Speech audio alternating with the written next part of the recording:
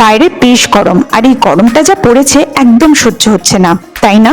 এমনকি ঘরেও থাকা যাচ্ছে না, পুরো ঘামে ভিজে যাচ্ছি। আর তখনই মাথায় এলো একটা কথাই, একটা ঠান্ডা ঠান্ডা আইসক্রিম পেলে কত ভালো হতো, তাই না? কিন্তু ভাবুন তো, যদি সেই আইসক্রিমটা আপনি নিজের বাড়িতেই বানাতে পারেন, তাহলে তাও আবার কোনো মেশিন ছাড়া, কোনো ঝামেলা ছাড়া। ঘরের কিছু সিম্পল ইনগ্রিডিয়েন্টস আর সিজনাল ফ্রুটস দিয়ে, যদি বলি একটা না দুটো না, এই এক ভিডিওতে তিনটে আলাদা স্টিক আইসক্রিম বানানো যাবে। প্রতিটা স্বাদ আলাদা মজা, আর এমন কিছু কম্বিনেশন যেটা আপনি আগে হয়তো কখনো ট্রাই করেননি। আর সবথেকে ইন্টারেস্টিং ব্যাপারটা কি জানেন? এই তিনটের মধ্যে একটা এমন আছে যার টেস্ট আপনাকে সত্যিই অবাক করে দেবে।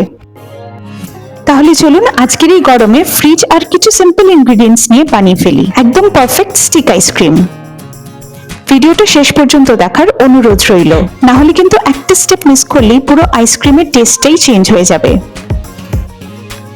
প্রথমে আমি এখানে কাঁচা আম নিয়ে নিয়েছি। কাঁচা আমটাকে প্রেসার কুকারে 3-4টে সিটিতে সেদ্ধ করে নিয়েছি নুন দিয়ে।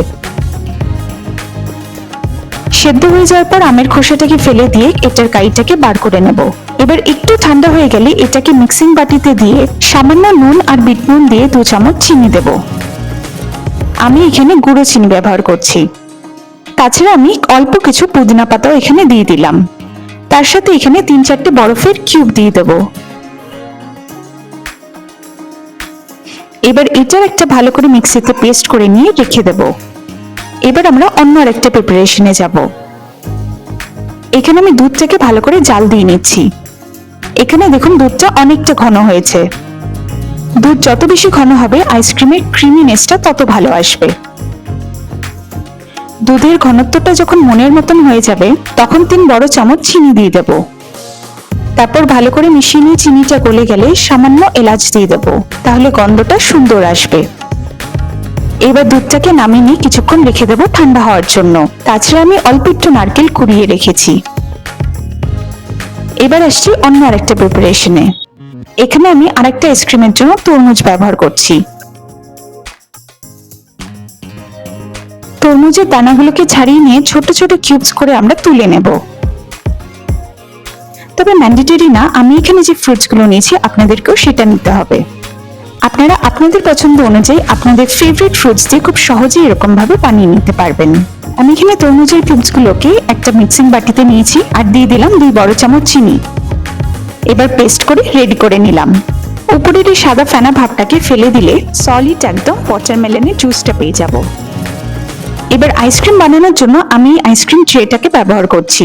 এবার আপনারা আপনাদের পছন্দ মতন আইসক্রিম ট্রে ব্যবহার করে প্রত্যেকটা রেডি করে রাখা জুসগুলোকে এখানে দিয়ে ফ্রিজারে ফ্রিজ করে রাখবেন 6 ঘন্টা মিনিমাম।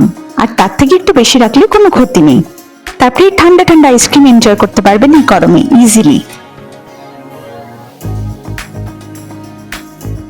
দেখেন তো কত সহজে এক ভিডিওতে বানিয়ে ফেললাম 3টে স্টিক আইসক্রিম, একদম মেশিন ছাড়া, ঝামেলা ছাড়া। আর টেস্ট একবার ট্রাই করলে বারবার বানাতে ইচ্ছা করবে।